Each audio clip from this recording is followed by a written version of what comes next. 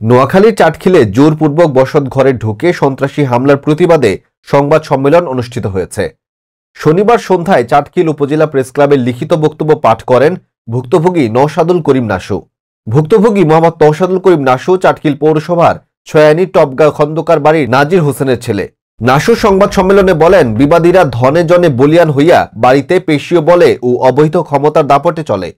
সামাজিক প্রচলিত আইন কানুন, সালিশ দরবার কিছুই মানেন না। বিবাদী দ্বয়ের সাথে আমার পৈতৃক ওয়ারিশি জমি ও বসত বিল্ডিং নিয়ে দীর্ঘদিন ধরে বিরোধ চলে আসছে।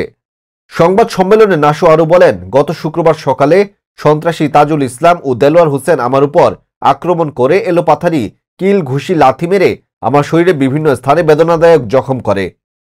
আমার সোর চিৎকারে আমার ভাই আনোয়ার হোসেন এগিয়ে আসলে সন্ত্রাসীরা তাকেও মেরে আহত করে। বর্তমানে তিনি চাটখিল উপজেলা স্বাস্থ্য কমপ্লেক্সে চিকিৎসাধীন রয়েছেন।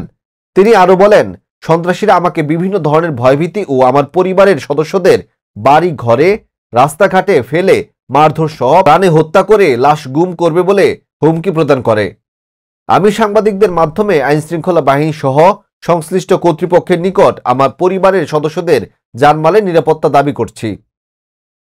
যদি আমি আশ্রয় নিই এবং অন্য কাউকে কথা বলি, আর আমাদের ওই ফ্যামিলিতে আমার যে বাচ্চারা আছে, বাচ্চাদেরকে তারা গুম করে ফেলবে এবং তাদেরকে মেরে ফেলবে, এই ধরনের হুমকি তারা দিয়েছে।